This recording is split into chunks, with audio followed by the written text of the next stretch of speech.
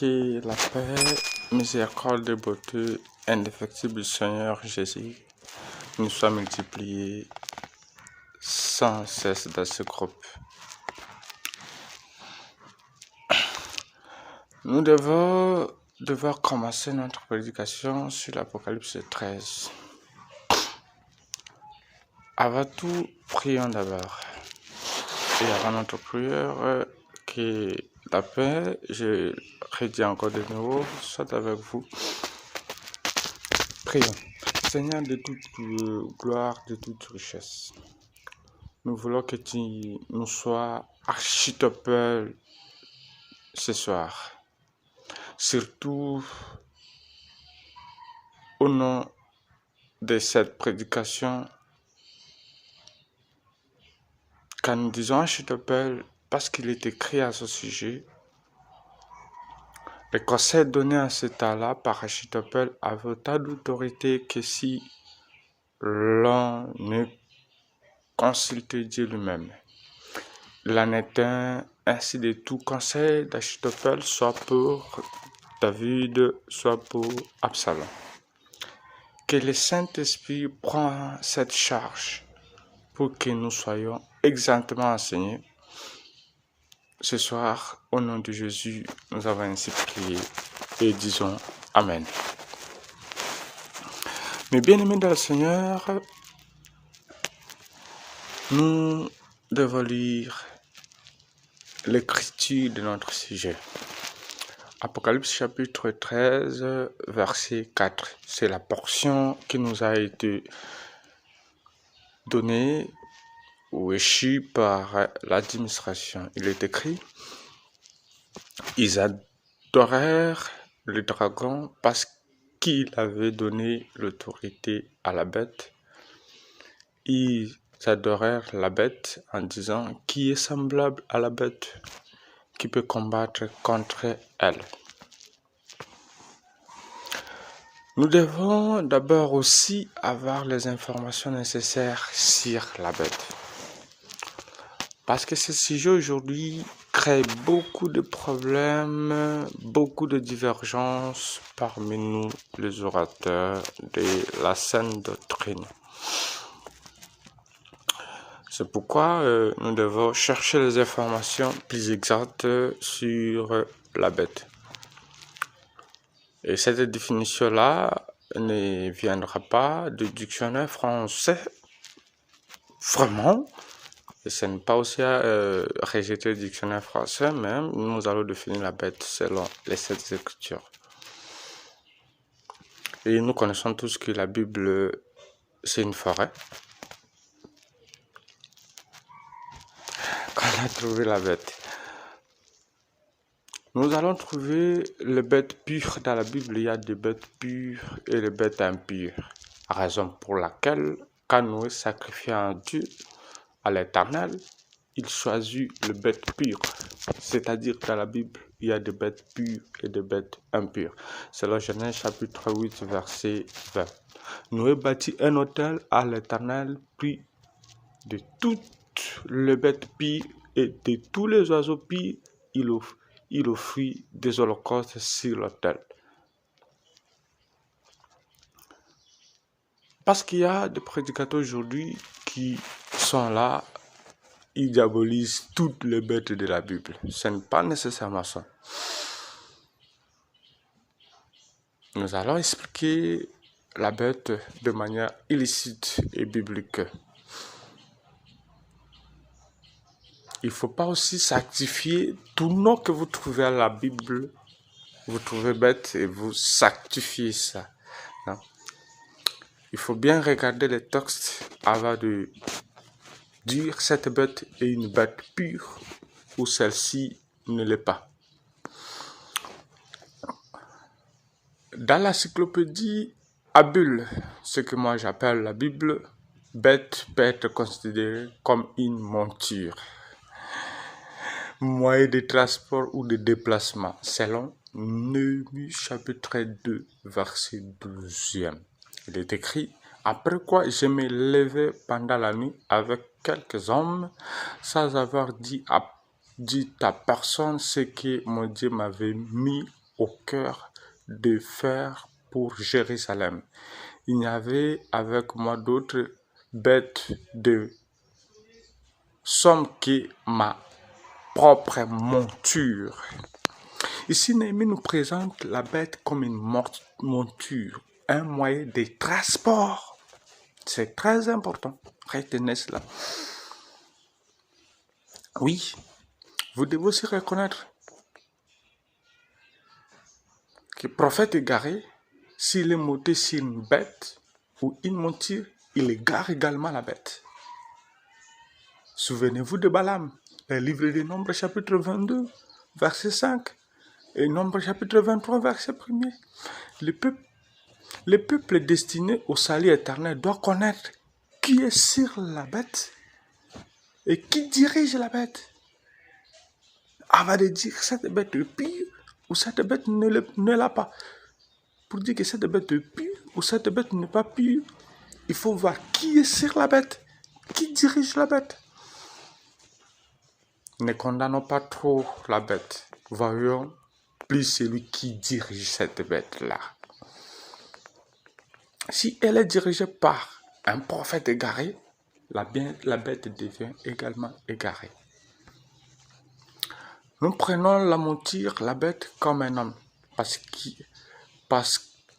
qu'ils ont tous même sort, selon les prophètes, c'est-à-dire que ce soit la bête et l'homme, ou l'homme ont tous la même sort. Selon Ecclésiaste chapitre 3, verset 19. Là, je vous définis, je vous explique qu'est-ce qu'est d'abord la bête. Ecclésiaste nous dit, car les sorts des fils de l'homme et celui de la bête sont pour un même sort. C'est-à-dire que ce soit la bête, que ce soit le fils de l'homme, c'est-à-dire l'homme, ils ont tous le même sort. C'est-à-dire, car la Bible dit, ils ont tous le même sort. Par là, nous comprenons que l'homme est égal à la bête. La bête est égale à l'homme, parce qu'ils ont tous un même sort. Il continue, il dit, comme meurt l'un, ainsi meurt l'autre. C'est pas moi, c'est Ecclésiaste qui le dit. Ils ont tous un même souffle. Attention, ils ont tous un même souffle. Et la supériorité de l'homme sur la bête est nulle. Car tout est vanité. Ecclésiaste nous dit, l'homme et la femme, l'homme et la bête sont égaux. C'est très important, c'est-à-dire bête est égale à l'homme. J'aime la Bible. Ne cherchez pas la magie pour expliquer qu'est-ce qu'une bête est dans la Bible. Tout y est déjà. Cherchez à connaître qui conduit, oui, qui dirige l'homme ou la bête. C'est-à-dire quand on dit la bête, c'est une monture, la bête c'est un moyen de transport, c'est-à-dire l'homme. C'est une monture, l'homme c'est un moyen de transport. Il faut maintenant chercher qui dirige, qui conduit cette bête, qui conduit cet homme. Oui, cherchez à connaître qui conduit la bête, qui conduit l'homme. C'est pourquoi la Bible dit, celui qui est conduit par l'Esprit de Dieu, il est de Dieu. C'est-à-dire, une bête conduite par l'Esprit de Dieu, elle est différente de la bête qui est conduite par les dragons. Gloire à Dieu. C'est dans le livre de Romains chapitre 8, verset 14. Car tous ceux qui sont conduits par l'Esprit de Dieu sont fils de Dieu. Le conducteur de la bête qui détermine la qualité de la bête. Si la bête ou l'homme est conduit par le diable, il appartient au diable. Si une bête impure, c'est un homme impur. Si cet homme-là est conduit par Dieu, il est le fils de Dieu. Celui qui est conduit par le diable, il est fils de diable. C'est pourquoi Jean, à son baptême, il voyait les gens venir. Ils ont dit, race de vipères. Pourquoi ils voyaient dans eux une conduite de fils de vipères, des enfants de vipères, des races de vipères. Et il continue à dire, l'Esprit lui-même rend témoignage dans le Romains du chapitre 8, verset 16. L'Esprit lui-même rend témoignage à notre esprit que nous sommes enfants de Dieu. C'est-à-dire, si tu as un mauvais esprit, ça rend témoignage à toi que tu es le fils du diable également. Voilà. N'allez pas, n'appelez pas ça scandale, car je vous dirai qu'une même bête homme peut être utilisée par l'esprit de Dieu et par l'esprit du diable. Il ne faut pas dire que le bien-aimé docteur David a exagéré. Oui, c'est biblique. Prenons l'exemple de la bête, l'homme qui est appelé Pierre. Parce que nous avons déjà expliqué que l'homme, c'est la bête, c'est l'homme. Selon notre enchaînement. Vraiment, il est logique et respecte cette écriture. Je dis que je ne sois pas un sujet de scandale, car je vous dirais, dans les Écritures, il y a bête ou homme qui est conduit par Dieu et après il est conduit par le diable. C'est pourquoi je dis, il ne faut pas seulement diaboliser, il ne faut pas vite diaboliser la bête. Il ne faut pas vite dire la bête est impure, sans connaître qui la dirige. Et je continue pour dire ceci, que la bête, dans la Bible, la bête explique l'homme et l'homme explique la bête parce qu'ils ont tous le même sort. Et je vais dire ceci, que vous ne soyez pas scandalisés car vous allez voir, moi, vous dire que la bête ou l'homme peut être utilisé par l'Esprit de Dieu et il peut aussi être utilisé, ces mêmes hommes-là peut aussi être utilisé par l'Esprit du diable. Cette même bête peut être utilisée par Dieu et la même bête peut être utilisée par le diable. Prenons l'exemple de la bête homme qui est appelée Pierre.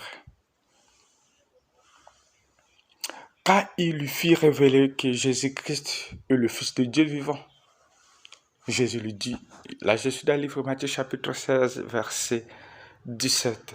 Jésus lui dit, Jésus reprenant la parole et lui dit, tu es Simon, fils de Jonas, car ce ne sont pas la chair et les sang qui t'ont révélé cela, mais seul mon Père qui est dans le ciel.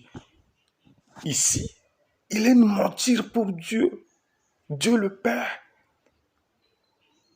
qui permet à Dieu de révéler par Pierre que Jésus est le Fils de Dieu vivant. Parce que la question était posée. Que dites-vous que je suis? Maintenant, Dieu, l'Esprit, il est venu monter sur la montagne qui est appelée Pierre pour révéler en disant, Jésus, toi, tu es le Fils de Dieu vivant. Et Jésus a dit, ce n'est pas la chair et le sang qui t'ont révélé cela, mais c'est mon Père qui est dans le ciel qui t'a révélé cela. Voilà. Et quand il sera révélé par le diable, cette même bête-là, il sera aussi utilisé par le diable. Il va dire, dans Matthieu chapitre 16, verset 22, Pierre va refuser que Jésus soit mort. Il est écrit, Pierre l'a pris à part et s'est mis à le reprendre et dit, à Dieu ne plaise, Seigneur, ça ne t'arrivera pas. Là, quand Jésus leur a expliqué qu'il doit mourir. Matthieu chapitre 16, verset, vous commencez même à partir de 20 jusqu'à 23, mais moi je prends 22 et 23. Mais Jésus se tourna, dit à Pierre, arrête de moi Satan, tu me en scandalises, car tes pensées ne sont pas les pensées de Dieu, mais celles des hommes.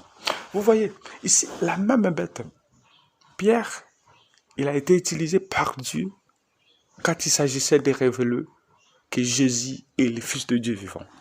Et cette même bête-là, appelée Pierre, il va aussi être utilisé par le diable, car il va refuser que le Seigneur Jésus soit mort. Et Jésus va lui dire, arrête de moi Satan. frère de moi de Santon. C'est-à-dire, Jésus s'il ne voyait pas Pierre comme la bête, il voyait plutôt, il est dans l'esprit. La bête est conduite par qui? Vous voyez? C'est-à-dire, même bête est utilisée par lui, par Dieu, et elle est aussi utilisée par les diables. Et je vous ajoutais un autre exemple de ce qui a été, c'est-à-dire dans l'ancienne alliance, la Bible dit, Goliath avait une épée. Cette même épée-là était autrefois utilisée par Goliath pour tuer les Juifs. Mais cette même épée-là va être utilisée par David pour protéger les Juifs. Vous voyez, je prends l'épée comme la bête. Vous voyez, elle a été utilisée autrefois par Goliath, car Goliath sera mort et sera maintenant utilisé par David. Laisse-moi aussi vous rappeler, cher co-héritier, que dans l'histoire du livre des Justes, Pierre, l'apôtre Paul, il était une bête que le diable utilisait pour persécuter l'Église. Vous voyez? Et après, le Seigneur aussi va utiliser cette même bête-là pour nourrir l'Église ou enseigner l'Église. Chers co-héritiers de Christ, dans la Bible, la guerre se faisait toujours avec le bête. C'est-à-dire, les adversaires utilisent aussi les bêtes. C'est vraiment prophétique. Si vous prenez 2 Rois chapitre 3, verset 9. Les rois d'Israël, la Bible dit, les rois d'Israël, les rois de Juda, les rois d'Édom partirent. Et après une marche de 7 jours, ils manquèrent de l'eau pour l'armée et pour les bêtes qui la suivaient. Comment reconnaître les bêtes qui sont pour vous et les bêtes qui sont contre vous? C'est important. C'est pourquoi il faut pas seulement regarder la bête, il faut regarder qui est monté sur la bête. C'est très important. Attends, je vous présente le 2 guerriers. J'aimerais vous présenter les 2 guerriers. Dans le camp des Philistins, il y avait un guerrier au nom de David, à côté d'Israël. Et pour les Philistins, il y avait un guerrier au nom de Goliath. Vous voyez. David représente le camp d'Israël et Goliath représente le camp des Philistins. Lisons un peu l'arrogance de Goliath. Dans 1 Samuel chapitre 17, versets 43 et 44. Les Philistins disent à David, « Suis-je un chien pour que tu viennes à moi avec 2 bâtons ?» Et après avoir maudit par ce Dieu, 44e verset, il ajouta, « Viens vers moi, je donnerai ta chair aux oiseaux du ciel et aux bêtes du champ. » Donc, les bêtes des champs de Goliath attendaient que David soit tué pour qu'elles mangent sa chair. J'aime la Bible. C'est-à-dire les bêtes des champs de Goliath attendaient que David soit tué pour qu'il mange la chair de David. C'est très vrai. Vraiment, c'est vraiment génial. C'est très bien la Bible. Goliath ignorait même que David avait fini avec les bêtes des champs avant qu'il soit dans les champs de bataille. Il avait fini avec les bêtes des champs avant de venir chez ses frères, avant que son père lui envoie. Regardez comment se porte ce frère. David avait déjà fini avec le bête des champs. Qui sont ces bêtes des champs, bien-aimés? Ce sont le lion et les ours. David avait fini déjà avec eux avant qu'ils soient descendus dans les champs de bataille. C'est très prophétique, bien-aimé. C'est tellement bien. C'est très prophétique. Ouais, oui, c'est très prophétique. Je reviens. David, lui aussi, va dire la même chose à Goliath. Dans 1 Samuel chapitre 17, verset 46. Aujourd'hui, l'Éternel te livre entre mes mains. Je t'abattrai, je te couperai la tête. Aujourd'hui, je te donnerai les cadavres.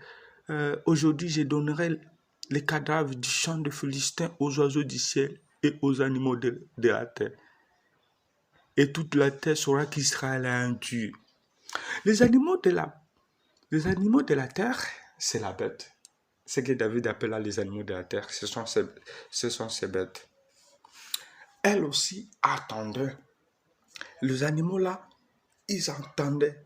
Ces bêtes-là entendaient que Goliath soit tué, afin qu'elles mangent la chair de Goliath. C'est très important. C'est-à-dire les bêtes des côtés de Goliath entendaient que David soit tué pour qu'il mange David. Et les bêtes des côtés de David entendaient que Goliath soit tué pour qu'elle mange la chair de Goliath. Le véritable Goliath, le véritable David qui avait fini avec le bête des champs avant de combattre Goliath. Parce que c'est très prophétique, je reviens là. Le véritable David qui avait fini avec le bête des champs avant de combattre Goliath est le Seigneur Jésus-Christ. Parce que la guerre de David et Goliath est la guerre de Jésus contre le diable sur la croix. Mais avant la croix, il avait fini avec les bêtes du désert comme un David. C'est pourquoi la Bible dit, dans Marc chapitre 1, verset 13, là, après le baptême, Jésus est parti dans le désert. La Bible dit ceci, dans Marc chapitre 1, verset 13, où il passait 40 jours tentés par le diable. Ils étaient avec les bêtes de chasse sauvages. C'est-à-dire, avant la croix, Jésus avait été déjà avec le bête des chats sauvages. Il avait fini avec eux, comme Goliath, avant de descendre dans les champs de bataille. Il avait déjà fini avec ours et les lions qui sont le bête des chats. Retenons qu'il y a des bêtes qui entendent la victoire de Goliath, il y a des bêtes qui entendent également la victoire de David. Voilà. Que Dieu vous bénisse abondamment au nom du Seigneur Jésus-Christ. Nous allons continuer demain. C'est votre frère David Sendia, la plume d'un habile écrivain, docteur de l'Évangile. Merci. Que Dieu vous soit tous favorable. Au nom de Jésus-Christ. Amen.